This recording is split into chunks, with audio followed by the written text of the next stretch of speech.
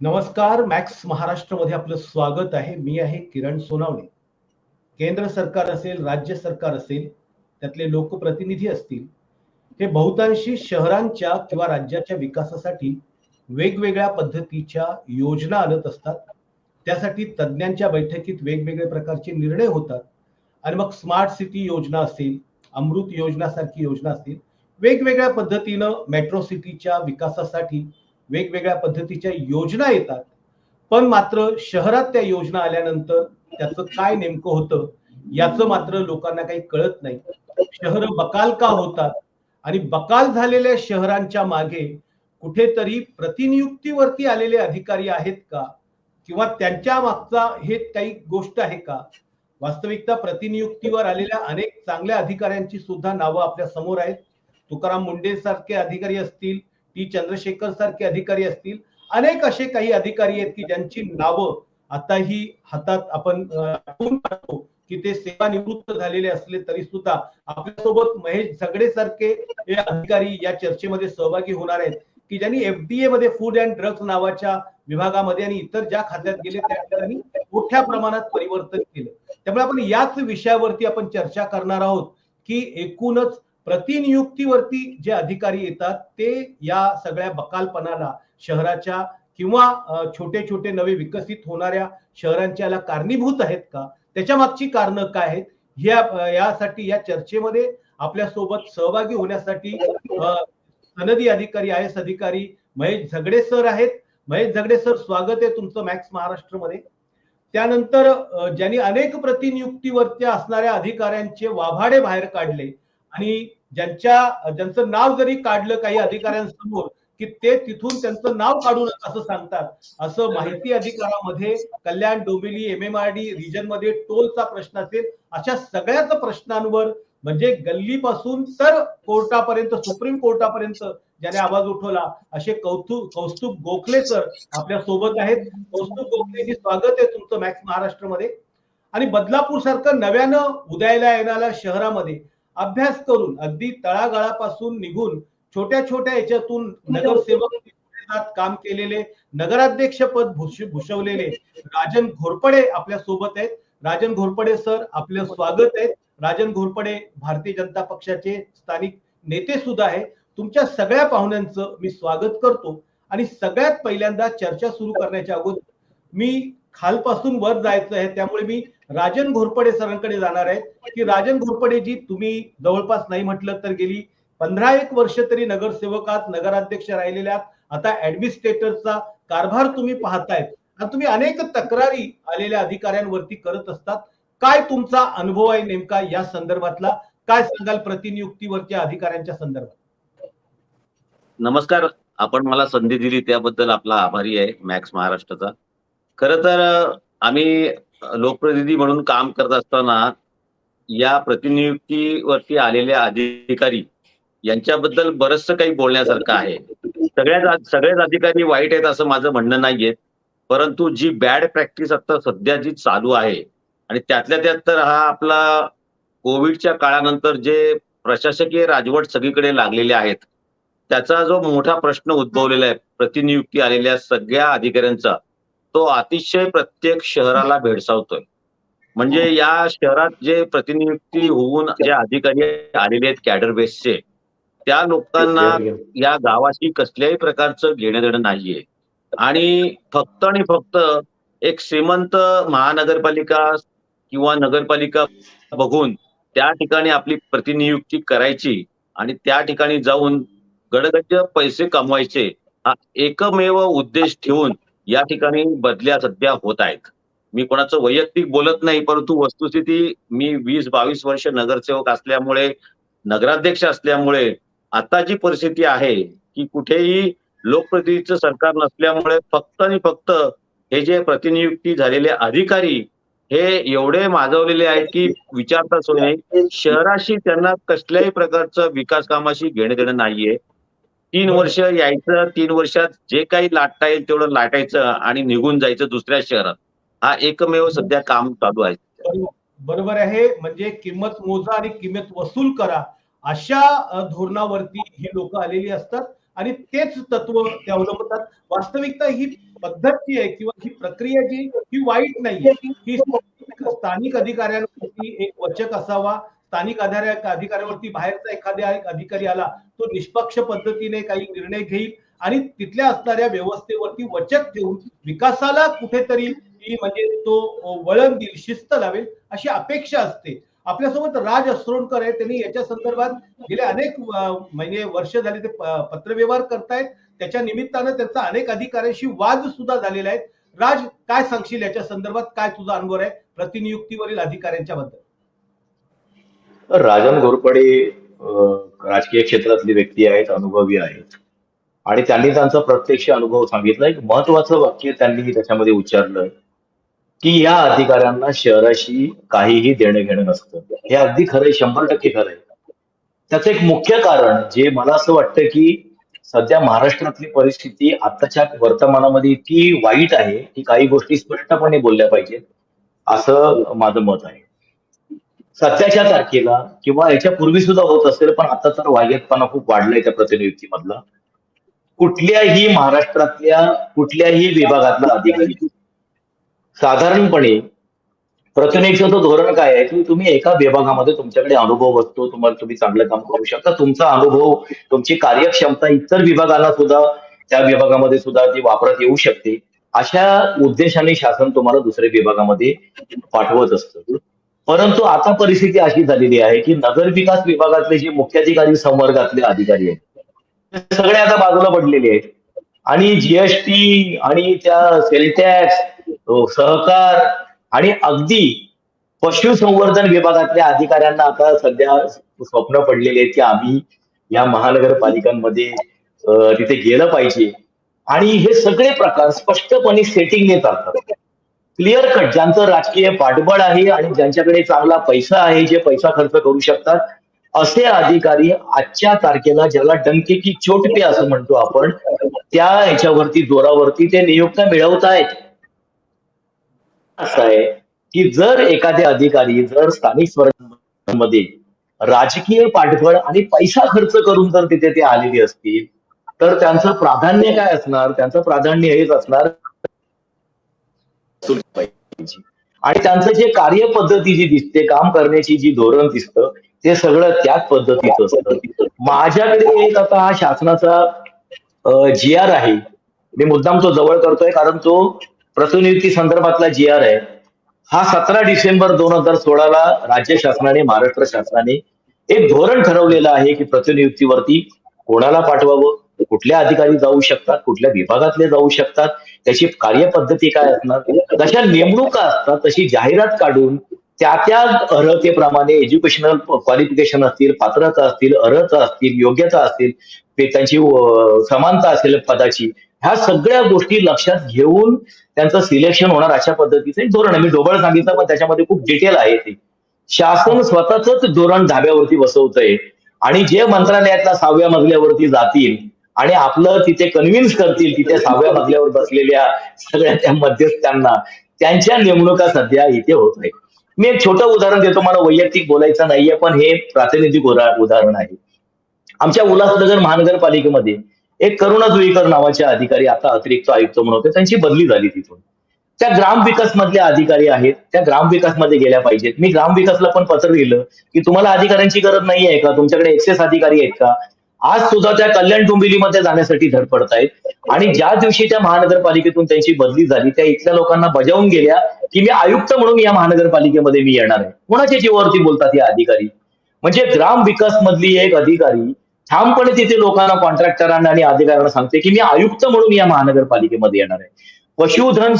पशुसंवर्धन विभागातले अधिकारी 7 अधिकारी आजच्या तारखेला महानगरपालिकांमध्ये वेगवेगळ्या काम करतायत. नवी मुंबई, उल्हासनगर महापालिका सगळीकडे काम करतायत.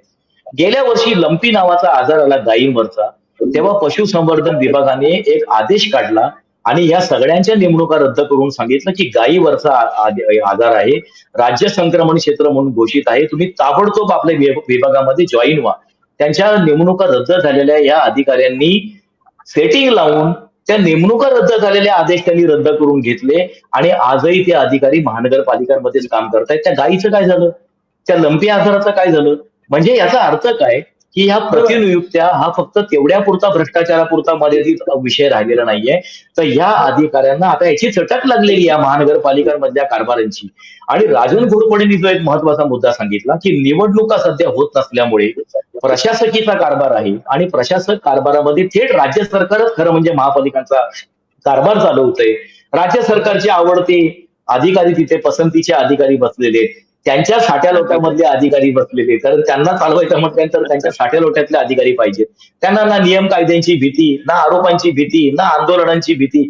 ते कशाचीही पर्वा न करता बिनधास्तपणे काम करताय. त्यांना कसलीही भीती नाहीये किरण. बरोबर आहे. आपण या म्हणजे राजनी अतिशय सविस्तर उदाहरणासह सांगितलं की राज्याचा कारभार चालवत असताना वेगवेगळे विभाग दिलेले असतात आणि त्या विभागाला त्या अधिकाऱ्यांची गरज असते. एखाद्या अधिकाऱ्याची आवाज एक्सपर्टाईज येत नाहीये. एखाद्या अधिकाऱ्याची जर एक्सपर्टाईज असेल तर आपल्याला काही अर्थ नाही की त्या अधिकाऱ्यांनी तिथे येऊन काम करण्याला. पण असे वेगळ्या ज्या म्हणजे अधिकारी त्या खात्यामध्येच अधिकारी कमी आहे आणि ते महापालिकांमध्ये येत आहेत. मी कौस्तुभ गोखले सरांकडे जाणार आहे. कौस्तुभ गोखलेजी, तुम्ही काय सांगाल या संदर्भात? काय नाही, घोरपडे साहेब आणि राज यांनी बरंच काही सांगितलं. माझं म्हणणं आहे त्या महापालिकेची आर्थिक स्थिती काय बघा पाहिजे. आज आमच्याकडे 17 अधिकारी प्रतिनियुक्ती आहेत. यांची खरोखरच आवश्यकता आहे का? बरोबर, यांची खरोखर आवश्यकता आहे का? आणि यांच्या कामाचं मूल्यमापन करणार कोण? की यांनी या 3 वर्षात काय काम केलं किंवा मागे 3 वर्षात त्यांनी काय काम केलं? मला तर हे अधिकारी सततच प्रतिनियुक्तीवर वाटतायत सारखे. म्हणजे मला काही नावं नाही घ्यायची कोणाची, परंतु सगळे प्रतिनियुक्तीवर झालेले जन्माला की या महापालिकेत, त्या महापालिकेत, त्या महापालिकेत, त्या महापालिकेत. हे म्हणजे काय प्रकार अनाकलनीय आहे. सत्ता कोणाची आहे, राज्य कोण चालवतं याच्याशी आम्हाला लेण देण, परंतु कायदा काही आहे की नाही? कायदा सारखाच आहे. जो मला आहे तोच त्यांना आहे. बरोबर आहे. साहेब बसलेले तिथे ते जास्त चांगला प्रकाश टाकू शकतील की मी तर गेले 29 वर्ष बघतोय की आमच्याकडे ड वर्ग महापालिका असताना कोणी आयुक्त म्हणून यायचं, एनीबडी. त्यांनी 36 मध्ये व्याख्याच तशी केली, एनीबडी कॅन कम. तर आम्ही भांडून ती क वर्गात आणली. त्यामुळे आता डिपार्टमेंटल का होईना आय एस येतोय. जेव्हा डायरेक्ट आय एस येईल तेव्हा या महापालिकेचं चित्र काही और असेल एवढी मला पक्की खात्री आहे. आणि या प्रतिनियुक्तीच्या अधिकाऱ्यांची आवश्यकता नाही. जी अधिकारी ज्या पदावर पाठवायला पाहिजे त्या पदावर अधिकारी पाठवले जात नाही. नगररचना विभागामध्ये नगररचनाकारांची 3 पदं प्रतिनियुक्तीवर आहेत, परंतु तिथे पाठवायला सरकारकडे अधिकारी नाही आहेत. उपायुक्त, सहाय्यक आयुक्त म्हणून पाठवायला भरपूर अधिकारी उपलब्ध आहेत. म्हणजे हा काही प्रकार मला आज सगळ्यात समजला नाही एवढ्या वर्षात. बरोबर आहे, बरोबर आहे. आर्थिक स्थिती डबघाई झालेली आहे. अशा असताना एवढाले 17 लोक पगारी आमच्याकडे पाठवायची आवश्यकता काय? बरोबर आहे. म्हणजे खरोखर महापालिकेला गरज असेल किंवा महापालिकेचं त्याच्यापासून त्याच्या तंत्रज्ञानाचा, त्यांच्या ज्ञानाचा जर समजा फायदा होत असेल आणि त्या एखाद्या प्रकल्पाला जर त्याची गरज पडत असेल तर खरंच असे अधिकारी आणले पाहिजे, एक्सपर्टाईज घेतले पाहिजे आणि ते गरजेचं आहे. आणि अनेक अधिकाऱ्यांनी चांगली कामं केलेली आहे. बरोबर. आपल्यासोबत म्हणजे असे म्हणजे खास शासनामध्ये काम केलेले महेश दगडे सर आपल्या सोबत आहेत. त्यांच्याकडे मी जाणार आहे. त्यांना आतली इन आणि आउट दोन्ही गोष्टी माहिती आहेत. दगडे सर, काय सांगाल तुम्ही? किरण, थँक्यू. आणि या सगळ्या वक्त्यांनी अतिशय उद्बोधकपणे चांगली माहिती दिली आणि फार पोटतिडकीने माहिती दिली, विशेषतः राजनजी आणि कौस्तुभजी आणि राजने. 2-3 गोष्टी महत्वाच्या आहेत. एक तर किरण तुम्ही सांगितल्याप्रमाणे जसं अर्बनायझेशन, नागरीकरण वाढतंय, शहरांची वाढ होते, पण बकालपणा वाढतोय आणि मी याला कोणी जबाबदार आहे की नाही. वस्तुस्थिती आहे की सन 1800 मध्ये जगाची फक्त 3% लोकसंख्या ही शहरामध्ये होती. आता ती 58% झालेली आहे आणि पुढच्या 1-2 दशकांमध्ये ती 70 ते 80% लोक शहरामध्ये असणार आहे. त्यामुळे शहरांचं प्रशासन हे चांगलंच पाहिजे. म्हणजे राज्यातील सगळ्या खात्यापेक्षा शहरातलं प्रशासन हे जास्तपणे त्याच्यामध्ये सक्षम असलं पाहिजे. हे आता राजकर्त्यांनी आणि प्रशासनाने ठरवलं पाहिजे. कारण तसं जर केलं नाही तर मग ही व्यवस्था कोलमडून पडली, आपण जसं म्हणतो, ती ऑलरेडी कोलमडण्याच्या गर्त्यामध्ये जाऊन तिथे बिरकवणी केलेली आहे. दुसरी गोष्ट, आणि ही सगळ्यात महत्वाची आहे, ती असे की हे जे डेप्युटेशन वरती आहे त्यामध्ये काही पदं जी आहेत ते डेप्युटेशनचीच असतात. उदाहरणार्थ मोठ्या महानगरपालिका असतील याच्यावरती जे IAS अधिकारी येतात त्यांची पदं सुद्धा ती डेप्युटेशनची असतात. IAS अधिकारी डेप्युटेशनवरती येतो, त्यामुळे त्याला काही हे. आणि नगरपालिकांचे जे लोक आहेत ते नगरपालिका कॅडरमधून त्या मुख्याधिकारी करून येतात. पण हे आता जे पेव फुटलेलं आहे की कुठल्याही पदावरती कोणीही जायचं हे म्हणजे एकच आहे की ही प्रशासकीय व्यवस्था कोलमडून पडल्याचा तो एक त्याचा दृश्य परिणाम आहे की ही सगळी व्यवस्था कोलमडून पडलेली आहे. आता डेप्युटेशनवरती जाणं किंवा राहणं आपण थोडा वेळा मुद्दा बाजूला ठेवूया. महत्वाचा मुद्दा असा आहे की ही जी नोकरशाही आहे ही नोकरशाही महत्वाची का लोकांसाठीचं प्रशासन महत्वाचं? लोकांसाठीचं प्रशासन महत्वाचं हा खरा म्हणजे की लोकशाहीमधला भाग आहे. आता काय झालंय की तो अधिकाऱ्याला कुठे जायचं की नाही हे तो ठरवतो, तो कुठेतरी लागेबांधे वापरतो. त्यामुळे लोकांच्या पेक्षा संबंधित जे बळी तो कानपिळी असे अधिकारी आहेत, अशा अधिकाऱ्यांचं प्रस्थ जास्त वाढलेलं आहे. हे प्रस्थ वाढल्यामुळे मग लोकांचं काय पाहिजे काय नको हे गौण झालेलं आहे. सगळ्यात महत्वाचा मुद्दा आहे की आपण एक लक्षात घेतलं पाहिजे की लोकशाहीला लागलेली घरघर आहे. आपण हे फार थोडं हे डेप्युटेशन आहे किंवा अमुक आहे का तमुक आहे याच्यावरती आपण चर्चा करतो. जर पिक्चर असं आहे की हे लोकांच्यासाठी आहे की नाही, ते लोकांच्यासाठी नाही हे समजून त्याच्यासाठी. तर याच्यामध्ये मूळ मुद्द्याकडे जर आपण आले की डेप्युटेशन कशासाठी पाहिजे, तुम्हाला जर खरं म्हणजे प्रशासन करायचं असेल तर तिथे त्या पद्धतीचे अधिकारी ट्रेंड कशा पद्धतीने अधिकारी पाहिजे असतात ही वस्तुस्थिती आहे. आता यामध्ये तुम्ही जर ते 2016चा जो उल्लेख केला राजने त्या पॉलिसीबद्दल त्याच्यामध्ये एक कलम महत्वाचं आहे.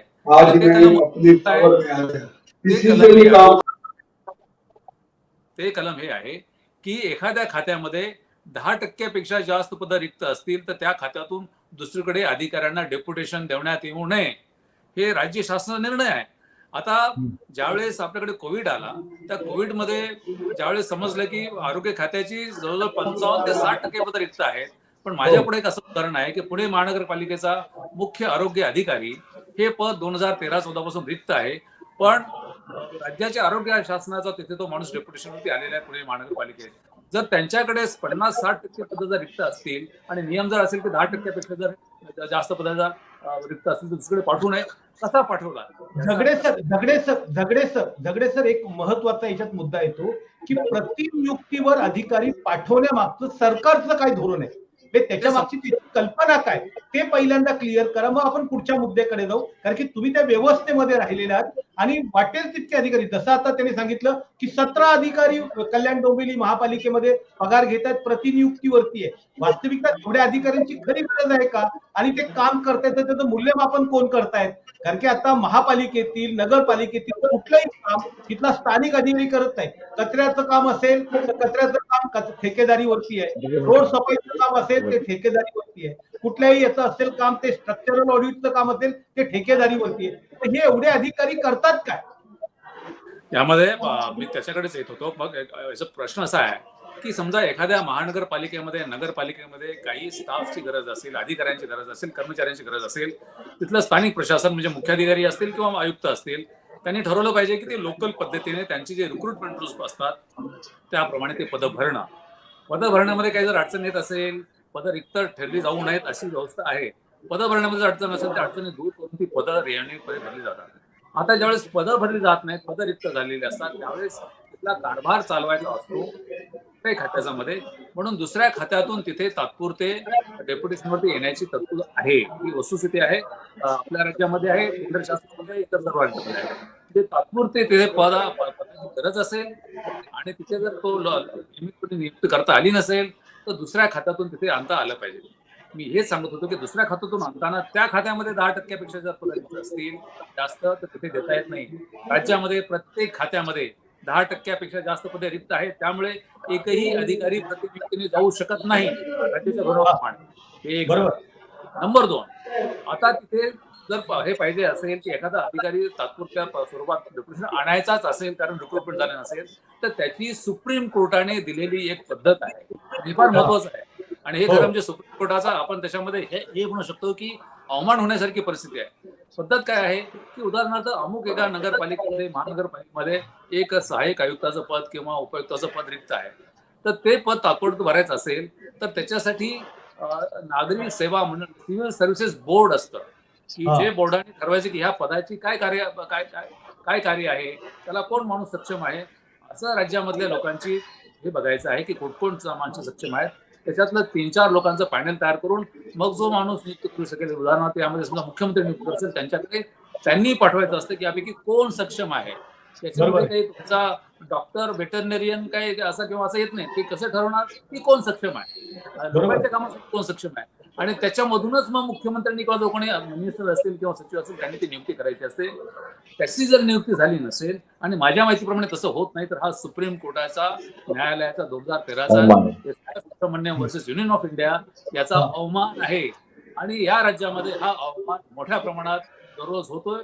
पण दुर्दैवाने याच्याकडे लक्ष नाही. याला मी राजकीय नेतृत्वाला अजिबात दोष देणार नाही, कारण राजकीय नेतृत्व 5 वर्षांनी येत असतं, ते जाणार आहे, त्यांना निवडणूक असतात. पण ही परिस्थिती होऊ नये म्हणून ज्यावेळेस बाबासाहेब यांनी घटना केली त्यावेळेस हे आलं होतं की अशा पद्धतीने राजकीय दबावाखाली अधिकारी निर्णय घेतील मुख्य सचिवांनी वगैरे, म्हणून त्यांनी घटनेमध्ये तरतूद केली आहे की मुख्य सचिवांनी आणि सचिवांनी अशा दबावाला बळी पडू म्हणून तशा तरतुदी आहेत. त्यामुळे मला वाटतं की मुख्य सचिव याच्यामध्ये मुख्यतः जबाबदार आहेत, नगरविकास विकास खात्याचे सचिव जबाबदार आहेत किंवा संबंधित खात्याचे जबाबदार आहेत. प्रतिनियुक्तीवरती अधिकारी पाठवले पाहिजेत, पण त्यासाठी त्यांचे जे नियम आहेत, सुप्रीम कोर्टाने दिलेल्या ज्या गाईडलाईन्स आहेत, त्या गाईडलाईन्स त्या निमित्ताने पाळल्या झाल्या पाहिजे, पण तशा पाळल्या जात नाही ही वस्तुस्थिती आपल्यासमोर आहे. मी राजन घोरपडे यांच्याकडे जाणार आहे. राजनजी, तुम्ही गेल्या 20-22 वर्षाले नगरसेवक आहेत, अनेक प्रतिनियुक्तीवरचे अधिकारी तुमच्याकडे, अनेक ते अधिकारी घोटाळे करून परत त्यांच्या मंत्रालयात जाऊन रिटायर पण झालेले, त्यांच्यावरती कारवाई सुद्धा होत नाही. तर त्यांच्यावरती कारवाई म्हणजे जे वाटोळं करायचं किंवा एखाद्या वाढणाऱ्या गोष्टीचं वाटोळं करून ते मोकळे होऊन झालेले असतात. तुमचा काय अनुभव आहे की किती वर्ष तिथे काम करतात? यामध्ये तर भयानक प्रकार सध्या सुरू आहेत की या लोकांची डिपार्टमेंट इन्क्वायरी सुद्धा होत नाही. एखादा जर काही भ्रष्टाचार झालेला आहे, त्या भ्रष्टाचाराची आपण तक्रार केलेली आहे, उच्चस्तरीय चौकशी त्याची करायला हवी, तर साधं त्या अधिकाऱ्याला त्याची डिपार्टमेंट इन्क्वायरी सुद्धा करत नाही. सरळ सरळ तो अधिकारी काय करतो की बदली करून घेतो आणि पळून जातो. यामध्ये सुद्धा आता तुम्हाला नवीन एक सेटिंग सध्या सुरू झालेली आहे की आता मी माझ्या बाजूचं बदलापूर, अंबरनाथ आणि मुरबाड अशा 3 नगरपालिका आहेत. तर हे कॅडरवरचे अधिकारी काय करतायत की आपापल्या सिंडिकेट रॅकेट करून काय करतायत की कोण मुरबाडमध्ये जातो, कोण बदलापूरमध्ये येतो आणि कोण अंबरनाथला जातो, आणि मग 3 वर्षानंतर आजूबाजूला सेटिंग करून पुन्हा एकदा वरून ऑर्डर आणायची आणि तिथेच आपल्या आपल्या जागेवरती जायचं. असं सध्या एक नवीन उद्योग सुरू आहे. आणि याच्यामुळे काय झाले की शहरावरती त्याचा विकासाचा परिणाम काय झालेला आहे की मोठे प्रोजेक्ट यामुळे शहरामध्ये होत नाहीयेत. कारण या अधिकारी लोकांना मोठे प्रोजेक्ट करण्यात कुठल्याही प्रकारचा इंटरेस्ट नसतो. कारण त्याचं असं आहे की मोठ्या प्रोजेक्टसाठी कालावधी हा जास्त असतो आणि त्या कालावधीमध्ये तो प्रोजेक्ट पूर्ण करून आपल्याला त्याच्यातून काही भ्रष्टाचार करता येणार नाही, हा हेतू लक्षात ठेवून हे लोक मोठे प्रोजेक्ट करत नाहीत. आता आमच्या बदलापूर नगरपालिकेत सांगतो की मागच्या 3.5-4 वर्षामध्ये 200 कोटी रुपयाची 10-10 लाख रुपयाची कामं केली. किती? 10-10 लाख रुपयाची, 200 कोटी रुपयाची. ऑफलाईन टेंडर असतं, 10 लाख रुपयाचा ठराव करायचा आणि त्याचं टीएस करून तिथल्या तिथेची टेंडर काढायचं, ते टेंडर मॅनेज करून भरायचं आणि त्याचं काम करायचं नाही करायचं त्याचं बिल रेकॉर्डिंग करून सध्या हे काम सुरू आहे. मी एकदा मुख्याधिकाऱ्यांना बोललो की साहेब, या 200 कोटी रुपयामध्ये जर तुम्ही एक 5 प्रोजेक्ट जर असे ठरवले असते की बाबा मोठे मोठे घ्यायचे, तर या शहरामध्ये कुठेतरी ते प्रोजेक्ट झाल्यासारखे, विकास झाल्यासारखा दिसेल. परंतु अधिकाऱ्यांचं बिलकुल याच्याकडे लक्ष नसतं आणि स्थानिक आमची नेते मंडळी आहेत ती सुद्धा याला फार लक्ष देत नाही. आणि त्यामुळे आता 200 कोटी रुपये जर तुम्ही विचार करा की 200 कोटीचे तुकडे तुकडे करून, 10-10 लाखाचे तुकडे करून नुसते गटार, पायवाट अशा प्रकारचे ठराव कुरण म्हणून, म्हणजे काम आपण कोणासाठी करतो? नागरिकांचा पैसा जमा करतो प्रॉपर्टी टॅक्स मधून आणि तो पैसा आपण ठेकेदारांच्या आणि कर्मचाऱ्यांच्या घशामध्ये घालतोय. हा उघड बाजार सध्या सुरू आहे आणि कुठच्याही प्रकारची अतिक्रमणं हटवायची नाही, कुठच्याही प्रकारची फेरीवाले हटवायचे नाही, कारण तिथे त्रास होतो. तिथे अंगावरती कोणाला घ्यायची गरज नाही. आपल्याला 3 वर्षात जास्तीत जास्त पैसे कमवून इथून निघून जायचं हे उद्दिष्ट डोळ्यासमोर असतं आणि हे मी प्रॅक्टिकली अतिशय जवळून बघतो. बरोबर आहे राजन घोरपडे सर, तुम्ही जे सांगितलं ना, ही नवीन पद्धत नाही आहे. आपल्याकडे 7 ब्रदर म्हणून नावाची एक पद्धत उल्हासनगर महानगरपालिका जेव्हा होती तेव्हा ती अवलंबली होती की तिथला उल्हासनगर पालिकेचा भिवंडीला द्यायचा, भिवंडीचा मग पनवेलला द्यायचा, तिथून मग तो मीरा भाईंदरला द्यायचा. असे 7 मुख्याधिकारी होते की ज्यांची आपसातली आपसामध्ये करायची. आपसातली सेटिंग होती आणि ती आपसातल्या आपसात अजूनही ते अशा ठेवतायत. पद्धतीनं चालायची. ही जुनी सेटिंग मुख्याधिकारी लोकांची आहे. पण आपल्यापेक्षाही ही महत्वाची गोष्ट कौस्तुभ गोखले याच्यामध्ये जास्त प्रकाश टाकू शकतील. कौस्तुभजी, तुम्ही काय सांगाल की हे सगळे अधिकारी भ्रष्टाचार करून नामानिराळे होऊन अगदी प्रॉपर्टी म्हणून रिकामे होऊन जातात आणि परत तशा पद्धतीनं लोकांना हिनवतात की देखो तुमने हमारा क्या किया. हॅलो, ऐकायला येते हा, का? ऐकायला येते, बोला. माझं एवढंच म्हणणं आहे की बाकीच्यांनी बरंच काही सांगितलेलं आहे. मी काही फारसा सांगायची आवश्यकता नाही. माझं एवढंच म्हणणं आहे की कल्याण महापालिकेमधला असा एक विभाग दाखवावा का ज्यात मध्ये करप्शन नाही. मी 2004 साली अनधिकृत बांधकामाची याचिका दाखल केली होती. त्याच्यामध्ये अज्ञात कमिशन म्हणून नियुक्त झालं निवृत्त न्यायमूर्तींकडनं. त्यावेळेस 67,920 बांधकामं होती. आज 1,69,000 बांधकामं कल्याण डोंबिवलीमध्ये आहेत. याच्यावरून कल्पना करा की काय कारभार असेल यांचा. बरोबर आहे, बरोबर. एकही बांधकाम पाडलं जात नाही. बरं, यांना पत्र लिहून विचारलं की तुम्ही बांधकाम पाडताना तुमच्यावर राजकीय दबाव येतो का, कोणी दडपण आणतं का, तर यांनी एका ओळीत उत्तरले, अभिलेखात अशी माहिती उपलब्ध नाही. म्हणजे याचं काय समजायचं साहेब आम्ही की 1,69,000 बांधकामं महापालिकेच्या अधिकाऱ्यांच्या आशीर्वादाने झाली. आज त्यांच्याकडनं 99 कोटी रुपये टॅक्स मिळतो आणि अधिकृत बांधकामं 1,54,000 आहेत, त्यांच्याकडे रुपये टॅक्स मिळतो. मला सांगा साहेब, आता तर काही दुप्पट करारणी बिकारणी काही नाही राहिलं. 500 जदनिका दाखवतात सगळे, 500 फुटाची जदनिका आणि नॉर्मल करारणी करतात. तर 300 कोटी रुपये जातात कुठे टॅक्सचे, कोणाच्या खिशात जातात? बरं, असंही नाही की एक विभाग आहे हा, बाजार परवाना घ्या, फेरीवाले धोरण, हायकोर्टाने ऑर्डर दिली की 150 मीटर पॅराफेर एरियामध्ये रेल्वे स्टेशन कोणी बसायचं नाही. आमच्याकडे आखणीच झालेली नाही अजून की 150 मीटरचा एरिया कसा असेल. तुम्ही म्हणजे विभाग सांगा, सार्वजनिक बांधकाम विभाग तर काही विचारूच नका. त्याच्यात गटारी पायवाटामध्ये आमच्या निम्म्यापेक्षा जास्त पैसा जातो. एक आयुक्त आले होते, चांगले होते, डायरेक्ट आयस होते, मी नाव घेत नाही. त्यांनी श्वेतपत्रिका काढली की पुढील 4 वर्षात कुठलीही नवी कामं घेऊ नये, कारण महापालिकेची आर्थिक स्थितीच नाहीये. त्या आयुक्तांची 9 महिन्यात पाठ फिरल्यानंतर वारे माफ. आता मी एक दिवशी आयुक्तांना बजेट समजवलं की साहेब 800 कोटी पगारापोटी जातात, 150 कोटी लाईट बिलात जातात, 150 कोटी पाण्यात जातात आणि 100 कोटी रुपये व्याजात जातात घेतलेल्या कर्जाचं. तर 1100 कोटीचं बजेट असताना तुम्ही 1800 कोटीचं बजेट बनवता कसं साहेब? 700 कोटी कुठून आणता? या प्रश्नाचं उत्तर आज तागायत दिलं नाही. महापालिकेवर दायित्व किती ते त्यांना माहित नाही. दायित्व मीटिंग घेतात ते की आपल्याला किती दायित्व आहे. म्हणजे मी त्यांना सांगितलं तरी की 1600 कोटीचं दायित्व आहे आपल्यावर. नाही, कमी असेल थोडं त्याच्यातलं. साहेब, पत्रिका श्वेतपत्रिका काढली आपल्यावर 2018 मध्येच त्या आयुक्तांनी, जे डायरेक्ट आयस होते, आता जे नवीन आपला मुंबई महापालिकेचे अतिरिक्त आयुक्त आहेत. म्हटलं असं तर काही नाही की त्यांनी काढलेलं खोटे म्हणून तुम्ही कोणत्या नवीन आलेल्या आयुक्तांनी म्हटलेलं आहे. म्हणजे ही वास्तविकता आहे ठरवण्यासाठी. भ्रष्टाचाराची परिसीमा. कौस्तुभजी, तुम्ही गेले अनेक वर्षांपासून या लोकांच्या मागे लागलायत, माहितीच्या अधिकारामध्ये त्याचे वाभाडे काढतायत, तर रिझल्ट काही येताना दिसत नाही. काय कारण आहे? कुठे घोडा? रिझल्ट कसा येणार? शेवटी करप्शन पर्कोलेट फ्रॉम द टॉप. जेव्हा भ्रष्टाचार वरचा साहेब 500 रुपये खातो, तेव्हा चपराशी 5 रुपये खायची हिंमत करतो साहेब. आधी वरचं बंद करा खाणं, खालचं सगळं बंद होईल. कारण काय, विभागीय चौकशा 10 वर्ष विभागीय चौकशा संपत नाही. मला नावानीची उदाहरणं देता येऊ शकतात. विभागीय चौकशा 10 वर्ष जातात. म्हणजे अनाकलनीय गोष्टी आहेत साहेब. बरोबर, म्हणजे बोलण्यातच काही अर्थ नाही खरं म्हणजे. कायदा कशाला खातात ते या आपल्या घोरपडे साहेबांच्या भाजपच्या एका फार वरिष्ठ माणसाने असं म्हटलं होतं की जगातलं भारतातलं सगळ्यात गलिच्छ आणि घाणेरडं शहर म्हणजे कल्याण डोंबिवली. ही नाव नाही घेतलं म्हटलं होतं. आणि ती वास्तविकता आहे. कचरा कुठलंही काम झालं नाही. म्हणजे साधं कचऱ्याचं उदाहरण देतो. माझं पिटिशन अजून चालू आहे नॅशनल ग्रीन ट्रिब्युनल समोर. 481 ग्रॅम कचरा एक माणूस रोज निर्माण करतो. आज कल्याण डोंबिवलीची लोकसंख्या जवळपास 20 लाख. साहेब, यांनी गुंडलं तर 950 टन कचरा या गावात तयार होतो. हे 650 टन कचऱ्याचा हिशोब देतात. म्हटलं काय 300 टन कचरा चावून खाता उरलेला, टाकता कुठे का उचलतच नाही. उत्तरच नाही साहेब. ती विल्हेवाट कशी लावता? हा प्लांट बंद, तो प्लांट बंद, ठेकेदाराला मारहाण केली. म्हणजे साहेब, कचऱ्याचा समस्या आहे तिथेच आहे. अधिकारी येतात, टेंडर फोडतात, टेंडरवर काय होतं परमेश्वराला माहिती. पॉवर स्वीपर घेतला, अहो आमच्या गावातला एक रस्ता नीट नाहीये आणि पॉवर स्वीपर चालवणार कुठे?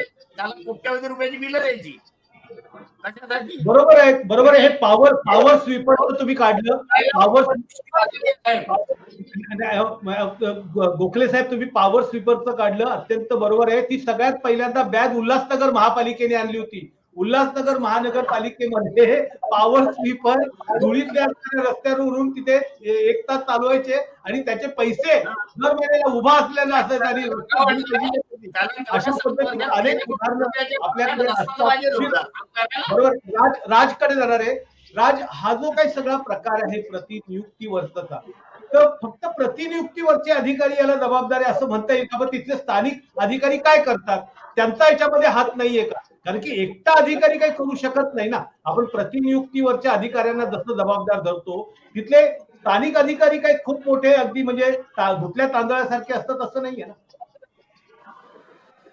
2 प्रकार प्रशासनामध्ये किरण याच्यामध्ये आहेत. एक तर जी भरती होते पदांच्या पदनिहाय अर्हतेप्रमाणे, ते स्थानिक अधिकारी नेमणूक होतात, तिथे ते कायम स्वरूपात असतात. तिथे असा पण एक विषय निघाला की प्रतिनियुक्तीवरचे अधिकारी हे गरज म्हणून कधी कधी पाठवले जातात. त्यांची का जबाबदारी येते? स्थानिक अधिकारी हे आयुक्तापर्यंत ते त्या ठिकाणी आन्सरेबल असतात, परंतु प्रतिनियुक्तीवरती आलेले अधिकारी हे राज्य शासनाकडून आलेले असतात. राज्य शासनाचे एक प्रकारे ते प्रतिनिधी असतात. महानगरपालिका कायद्याचा जर आपण उल्लेख केला किंवा त्याचा जर संदर्भ घेतला तर त्याच्यामध्ये 449, 50 आणि 51चा जेव्हा अवलंब केला जातो तेव्हा काय तिथे येतं की महानगरपालिका स्थानिक स्वराज्य संस्था जर आपलं कर्तव्य बजावायला जर असमर्थ ठरली, फेल गेली, नागरिकांना तसं वाटलं, तर राज्य सरकार स्वतःचे अधिकारी तिथे पाठवून ते कर्तव्य पार पाडायला भाग पाडू शकतं. म्हणजे शेवटी काय येतं, राज्य सरकारची जबाबदारी काय आहे की स्थानिक स्वराज्य संस्था फेल गेली तर ती शेवटी लोकांचे नुकसान होऊ नये, लोकांना सुविधा मिळत राहायला पाहिजे, म्हणून राज्य सरकारला अधिकार दिलेले आहेत महानगरपालिका अधिनियमामध्ये की ते त्यांचे अधिकारी ते कर्तव्य बजावण्यासाठी तिथे पाठवतील. राज्य सरकार जर आपले अधिकारी, फेल जाणारेच अधिकारी जर पाठवत असेल किंवा ते सुद्धा कर्तव्यामध्ये कसूर करणारे अधिकारी पाठवत असेल, तर ह्या सगळ्या कायदेशीर तरतुदी ज्या केलेल्या आहेत उपाययोजना म्हणून, लोकांना एक दिलासा म्हणून केलेले आहेत. मगाशी महेश जगडेंनी सुंदर सांगितली गोष्ट की हे सगळं कोणासाठी आहे? हे सर्वसामान्य लोकांसाठी आहे. तुम्ही अधिकारी आहात, तुम्ही नेते आहात, तुम्ही राजकीय आहात, सगळे आहात, पण शेवटी उत्तरदायित्व कोणाशी आहे तर सर्वसामान्य नागरिकाशी आहे.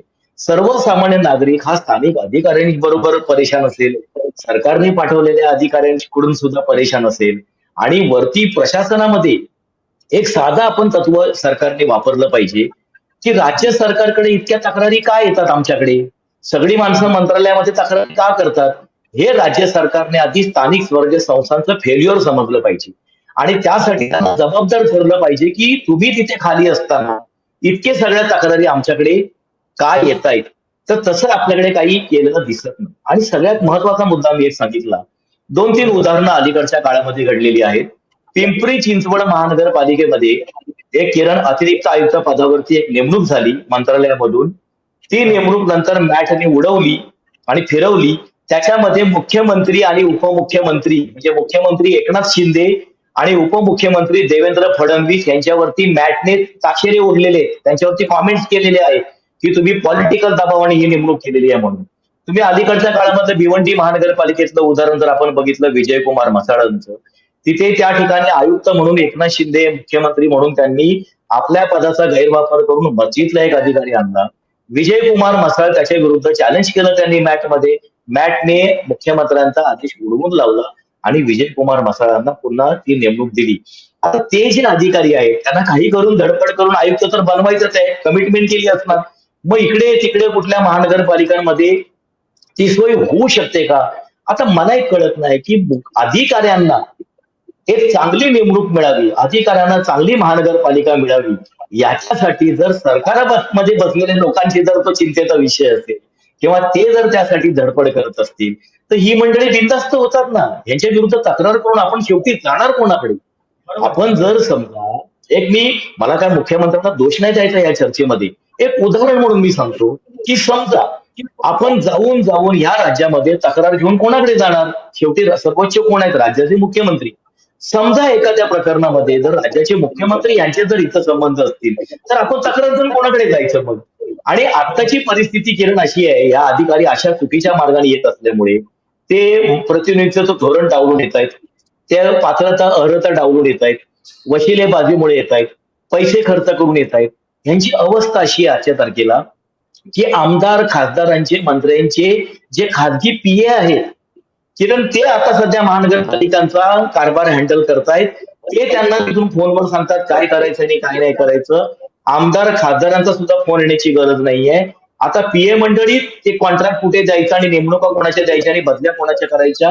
तर ही जर स्थानिक स्वराज्य संस्थांची जर अवस्था असेल, ज्याचा उद्देश हा डिसेंट्रलायझेशन होतं कारभाराचं, तळागाळापर्यंत ती कारभार तो पोहोचला पाहिजे, सत्ता पोहोचला पाहिजे, पण तसं काहीच घडताना दिसत नाहीये. बरोबर आहे. डिसेंट्रलायझेशन आणि गव्हर्निंग हा त्यामागचा हेतू असतात. एक निष्पक्ष अधिकारी, बाहेरचा अधिकारी आला तर प्रशासकीय व्यवस्थेवरती दबाव राहील, त्याचे स्वतःचे इंटरेस्ट असणार नाही, असा एक त्यामागचा हेतू, चांगला हेतू होता ज्याने कोणी हा नियम बनवला. मी याच मुद्दा आज एकच उदाहरण देतो, एकच किरण उदाहरण देतो की उल्हासनगर महानगरपालिकेमध्ये आजच्या तारखेला एक महिला उपायुक्त आजही तिथे वर्तमान स्थितीमध्ये काम करतायत. त्यांचं इतकी राजकीय पाऊस जबरदस्त आहे की त्या आयुक्तांना पण जुमानत नाहीत. म्हणजे विभाग प्रमुखांच्या बैठका वगैरे जर बोलवल्या तर त्यांना पण जायचं की नाही जायचं हे त्यांच्यावरती अवलंबून आहे. ही अशी जर परिस्थिती असेल आणि आयुक्त आपल्या हाताखालच्या अधिकाऱ्यांना जाब विचारायला किंवा दालनामध्ये बोलवायला पण जर घाबरत असतील तर तुम्ही काय आयुक्तांकडे तक्रारी करणार आणि काय त्या लोकांच्या विरुद्ध दाद मागणार? आणि मग ही सगळे कारभार जातो कुठल्या दिशेकडे जाणार? मला असं वाटतं की ही चर्चा ही सरकारमध्ये बसलेल्या लोकांनी ऐकली पाहिजे. हा सर्वसामान्यांचा आवाज आहे, हा सामाजिक कार्यकर्त्यांचा आवाज आहे, हा प्रशासनामध्ये काम केलेल्या अधिकाऱ्यांचा आवाज आहे. त्यांनी ही चर्चा ऐकली पाहिजे आणि प्रतिनियुक्तीचं धोरण तुम्ही स्वतः स्वीकारलेलं आहे. सुप्रीम कोर्टाचे तर झगडे सरांनी सांगितलं ते आहेत गाईडलाईन, पण तुम्ही स्वतः पण ते स्वीकारलेलं आहे. तुम्ही GR काढलेला 11 पानांचा, सगळी कार्यपद्धती तुम्ही विहित केलेली आहे, ती पाळणं तुमचं काम आहे. तुम्ही स्वतःचेच आदेश जर पाळत नसाल तर तुमच्याकडे कुठल्या विषयासाठी दाद मागायची आम्ही? बरोबर आहे, बरोबर.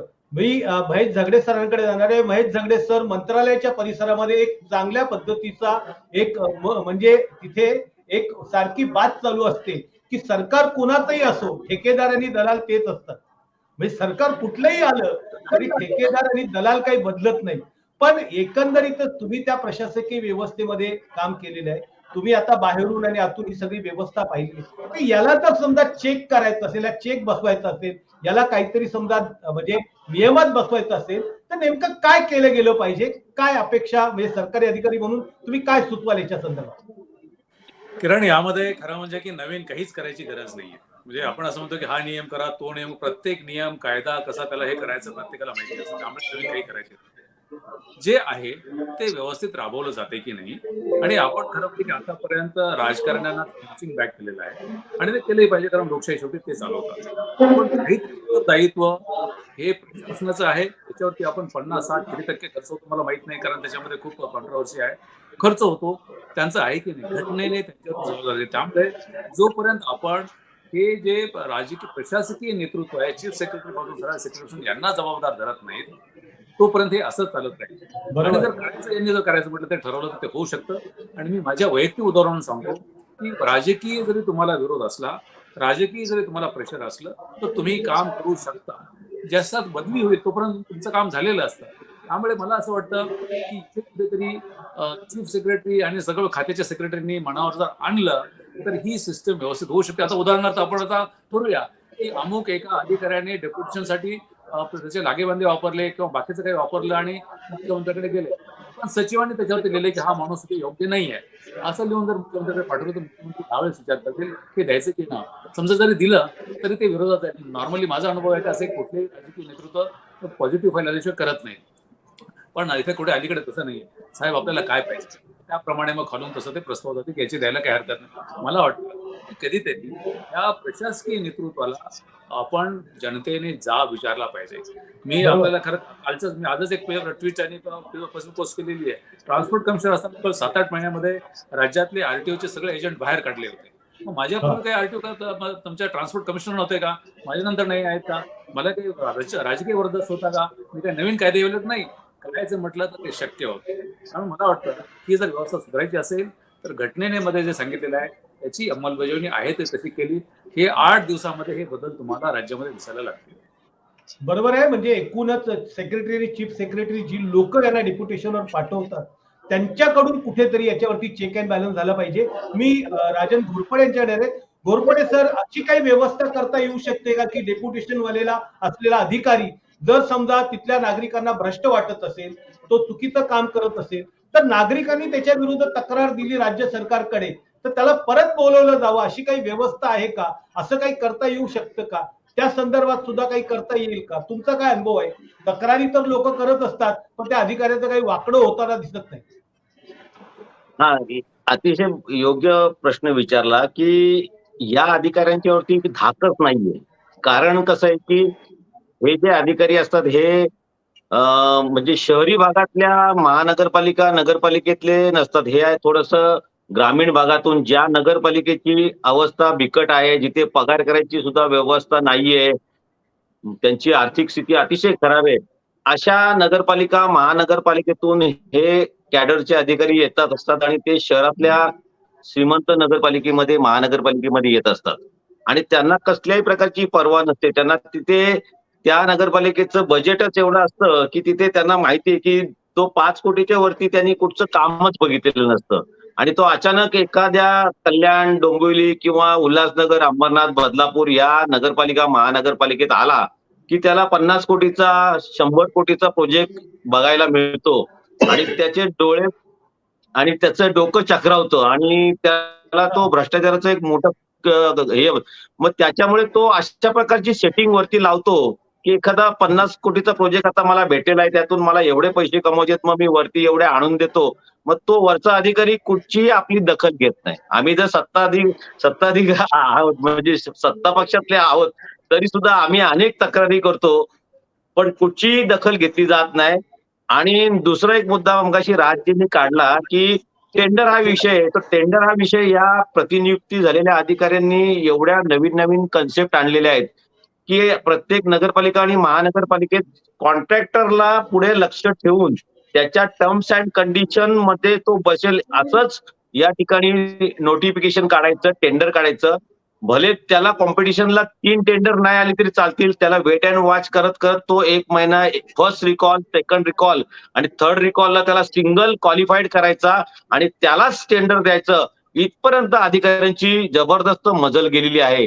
तुम्ही आता बघितलं असेल, एक छोटासा विषय असा होता की श्वान म्हणजे कुत्रे, भटकी जनावरं किंवा डुकरं पकडण्याच्या कागदा सध्या टीव्हीवरती खूप दंश करत आहेत, आपण बघतो. परंतु आमच्या नगरपालिकेमध्ये गेल्या अनेक महिन्यापासून अशा कामामध्ये काही 4 पैसे मिळत नाही, तर त्याचं टेंडरच कोण घेत नाहीये. आलं लक्षात का? की म्हणजे अधिकारी काय करतात की त्याच्याकडे दुर्लक्ष करतात, त्याला अशा टर्म्स अँड कंडिशन लावतात की ते टेंडर कोणी भरायलाच नको. म्हणजे एवढ्यापर्यंत या लोकांची मदत झाली का? तर एकच विषय की यांना आपल्या शहराच्या विकासाचं काहीच घेणं देणं नाहीये. यांना फक्त येऊन 3 वर्षाचा प्रश्न मिटवायचा आहे आणि निघून जायचं आहे, हाच प्रश्न असल्यामुळे राजजी मगाशी बोलले ते अतिशय सत्य आहे आणि त्यांच्या मताशी मी सहमत आहे. बरोबर आहे. झगडे सरांना काही बोलायचं, झगडे सरांनी हात वर केला होता. मला याच्यामध्ये फक्त एकच थोडीशी असे सांगायचे की डेप्युटेशन येणारे अधिकारी जास्त भ्रष्ट असतात आणि स्थानिक अधिकारी भ्रष्ट नसतात, हे खरं म्हणजे की हे मिथ आहे. ते दोघेही तितकेच असतात. फक्त त्याच्यामध्ये कसं आहे की काहींना घाई लागलेली असते, कारण डेप्युटेशनचा ते संपलेलं असतं. पण एका महानगरपालिकेचा मी आयुक्त होतो, मोठ्या महानगरपालिकेचा, आणि मी दोन्हीचा अनुभव घेतलाय की स्थानिक अधिकारी आणि डेप्युटेशन वाले ते इक्वली असतात. पण तिथला जर प्रमुख जर असेल, आयुक्त असेल किंवा मुख्याधिकारी असेल, तो ह्याच्यामध्ये सामील नसेल तर त्या अशा अधिकाऱ्यांचं काही चालू देऊ शकत नाही.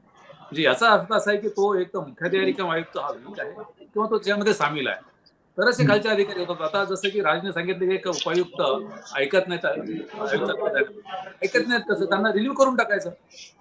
तुमच्या बदलीचं तुम्हाला भीती वाटत असेल, तुमच्या बदलीची स्वतःच्या बदलीची भीती नाही बाळगली पाहिजे, रिलीव्ह करून टाकायचं. म्हणजे की पावता कधी की जो प्रमुख असेल तो जर असा थोडासा वीक वाटला, मग खाली त्याचं पाणी झोपतात मग तो डेप्युटेशनचा असो किंवा लोकल असो. माझा अनुभव तर असा आहे आणि मी राज्य शासनाचा प्रस्ताव दिलेला आहे.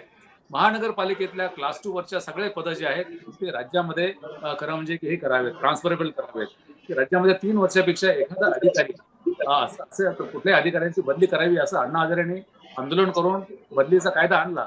म्हणजे काय फक्त ग्रामीण भागातच आणि शहरं सोडूनच भ्रष्टाचार होतो का? नाही, शहरामध्येही होतो. त्यामुळे लागेबांधे तयार होत नाहीत, कॉन्ट्रॅक्टरचे होऊ नयेत, कुठे होऊ नयेत म्हणून हा जो कायदा आहे बदलीचा हे संपूर्ण राज्यासाठी कायदा करावं आणि क्लास 2च्या वरचे सगळे अधिकारी, पण ते अधिकारी असं डेप्युटेशनचे नाही, त्यांची वेगळी बरोबर. कायदा करून सर्व राज्यभर त्यांच्या बदल्या एका महानगरपालिकेतून दुसऱ्या महानगरपालिकेनंतर मला वाटतं की त्यांच्यावरती काहीतरी दबाव राहू शकतो. बरोबर आहे. मी शेवटच्या याच्याकडे कौस्तुभ गोखलेंकडे जाणार आहे. कौस्तुभजी, राज येतो तुझ्याकडे. कौस्तुभजी, याच्यावरती उपाय काय? तुम्ही इतकी वर्षाले झगडतायत की व्यवस्था ठीक व्हायला पाहिजे, भ्रष्टाचार कमी व्हायला पाहिजे, लोकांना न्याय मिळाला पाहिजे, स्मार्ट सिटी झाली पाहिजे, पण त्याचं चित्र समोर येते. याचे अडथळे काय आहेत आणि उपाय काय? सोनवणे साहेब, स्मार्ट सिटी वाटत नाही. कशी काय घेतली हिला स्मार्ट सिटी मध्ये? हाच मोठा विरोधाभास आहे. स्मार्ट सिटीला एकही लक्ष द्या महापालिकेत नाही. हा, आणि दुसरी गोष्ट, तुम्ही मगाशी विषय काढला तर अँटी करप्शन कडनं पकडल्या गेलेल्या लोकांना अकार्यकारी पदावर नेमावा म्हणून गव्हर्नमेंटचा GR आहे. बरोबर. तर असं निर्देशनात आलंय की हे अकार्यकारी पदावर नेमलेच जात नाही, यांना कार्यकारी पदावरच नेमतात, जनतेशी संपर्क येईल अशा. आणि असं वारंवार होत आहे साहेब. आमच्या महापालिकेत असे 3-4 अधिकारी आहेत जे अँटी करप्शन कडनं पकडले गेले, त्यांना अकार्यकारी पदावर म्हणजे जनतेशी संपर्क येणार नाही अशा पदावर नेमायला पाहिजे. न नेमता अशा पदावर नेमले गेले की त्यांचा रोजच जनतेशी संपर्क येतो. हा, काय सांगायचे, याच्यात राज्य शासनाचे अधिकारी पण आहेत आणि महापालिकेचे अधिकारी पण आहेत. हा, हा, हा. याला उपाय काय काय? करणार? उपाय काय? उपाय काय याच्यावर? उपाय 20-20 वर्षात केसेस निकाली निघत नाही. मग यांना अकार्यकारी पदावर ठेवून द्या ना साईडला.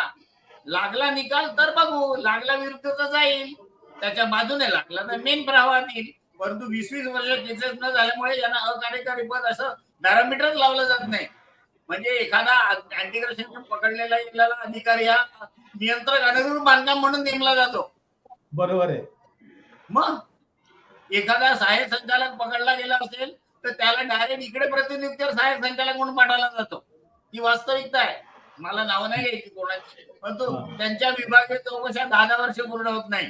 एका नगरपालिकेत पकडले गेले तर दुसऱ्या नगरपालिकेत पकडले गेले तर तिसऱ्या प्रतिनियुक्तीवर राज्य रोज व्यवहार करत आहेत.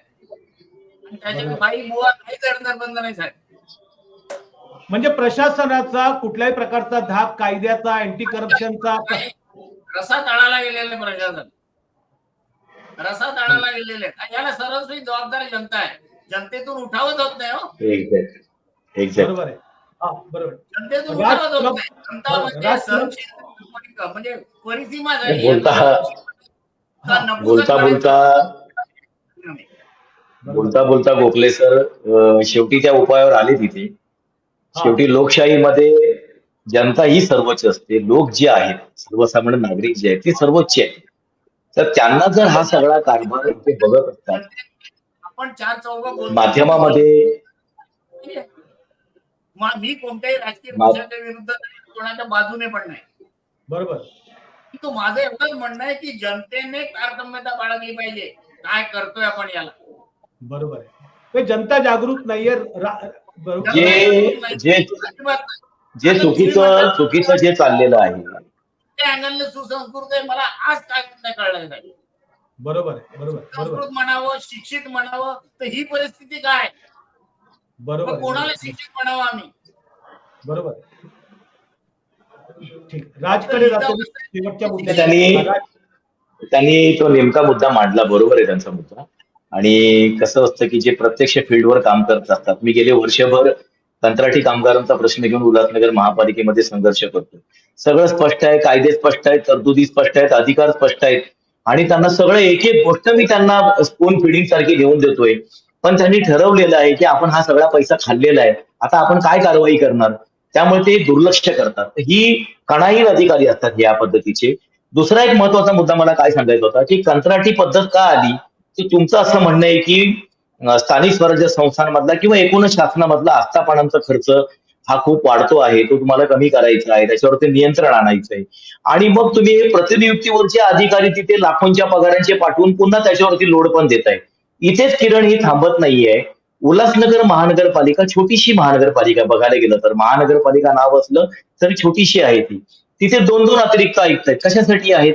एक अतिरिक्त आयुक्त होते, कोणाला तरी इंटरेस्ट आला की मला पण अतिरिक्त व्हायचंय, लगेच प्रस्ताव पाठवतात, मंजूर देतात. दुसरा आहे मीरा भाईंदर महानगरपालिकेमध्ये 3-3 अतिरिक्त आयुक्त आहेत.